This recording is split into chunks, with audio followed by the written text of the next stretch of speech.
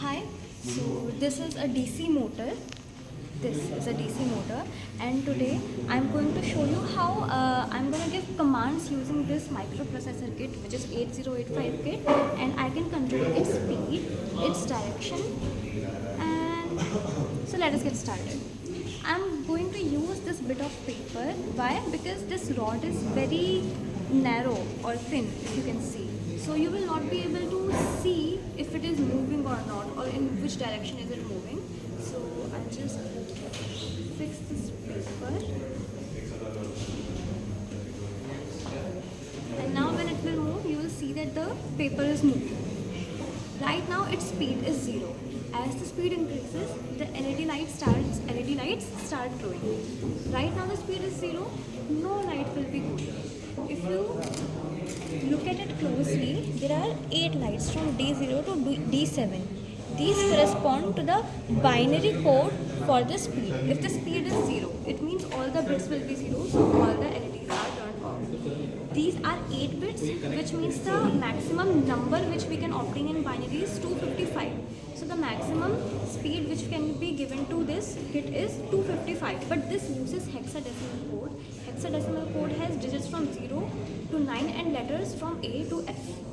So the maximum speed which can be given using this is FF will be converted to 255 and all the lights will glow. Right now it is at 0, I can show you. M command is used to check the value at a given memory address. The address for speed is 2001. You can see it is 00 right now. Now I'm going to change the speed. Let us start with full speed. The E command is used to enter some new data. On the speed register, I will give it FF, which is the maximum achievable in hexadecimal system. Entering it, exiting this mode, pressing G to execute it. 200 is the register from where the code for DC motor starts. Shift 4 to execute and see.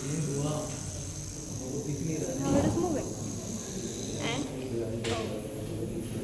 if I switch it, then it will start moving in opposite direction. Firstly, I'll place this back.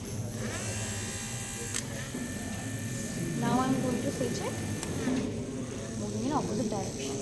One thing to note is that this motor has huge inertia. Right now the speed is at its maximum. Due to this reason, the centrifugal force forces this out again and again.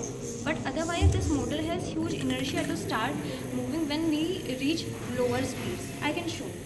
So again, by modifying the speed from here, now I am going to enter the speed 8F.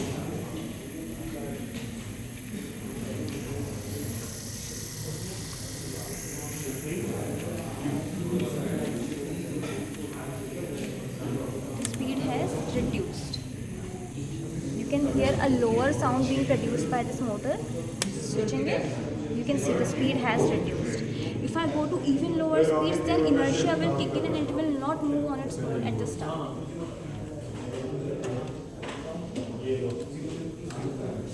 This is working.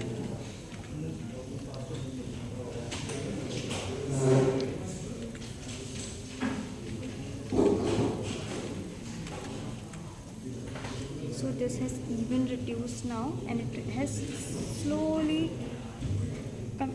coming to a stop. Not because the speed is 0, but because of its inertia. See, it can move but will not move far. Now if I reduce its speed even further, if I make it 2F, it will hit its limit.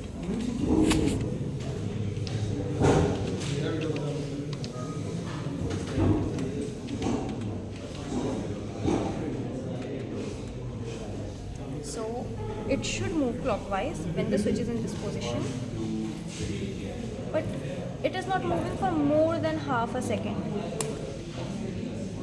I could see a small jerk when I switch this, but it will not move on its own because of its inertia. If I reduce the speed even further, it will not move even after my nudging.